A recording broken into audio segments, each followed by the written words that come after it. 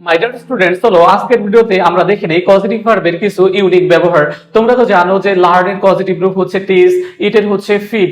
এগুলা ছাড়াও কিছু ভার্ব পজিটিভ হিসেবে বসতে পারে, এগুলা নিয়ে তোমাদের অনেক কনফিউশনের সৃষ্টি হয়। যেমন দেখো কি কি ভার্ব, দেখো যে লেট, তারপর দেখো মেক, তারপর দেখো হেল্প, এবং দেখো গেট এবং হ্যাভ।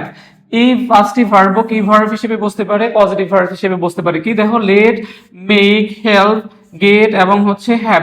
এগুলা তখন ওই পজিটিভ ভার্ব হবে যখন বাক্যের কর্তা নিজে কাজ করবে না, অন্যকে দিয়ে কাজ করাবে। তাহলে মেইন শর্ত হচ্ছে দেখো যে বাক্যের কর্তা কি করবে না, দেখো নিজে কাজ করবে না, কাজ করবে না। কাকে দিয়ে করাবে? দেখো যে অন্যকে দিয়ে দিয়ে করাবে। তাহলে বাক্যের কর্তা যদি নিজে কাজ না করে, বাক্যের কর্তা যদি নিজে কাজ না করে অন্যকে দিয়ে কাজ করায়, তাহলে সেই বাক্যের ভার্বটাই হবে কি?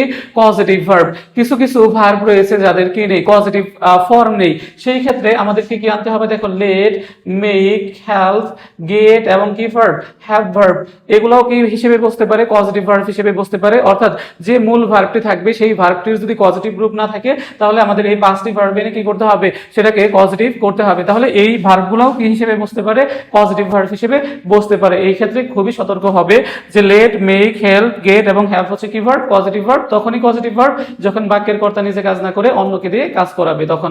যেমন দেখো যে he got his car repaired. দেখো he got his car repaired. তাহলে এই যে গট, এই গটটা কোন ধরনের ভার্ব? তাহলে দেখো যে গেটের পাস্ট ফর্ম কি? দেখো যে গট। তাহলে গেট এবং গট। আবার হ্যাভ এর ক্ষেত্রে কি আসতে পারে? দেখো হ্যাজ। এবং কি আসতে পারে? দেখো হ্যাড।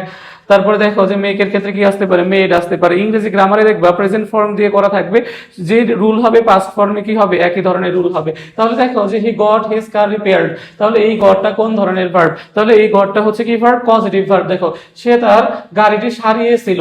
এখন দেখো সে সারছে নাকি কোনো মেকানিককে দিয়ে সারাইছে?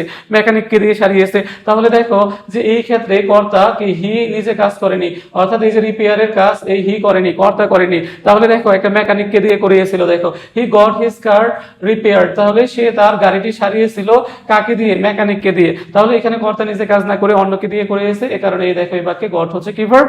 Positive verb. আশা করি তোমরা সকলেই বুঝতে পেরেছো।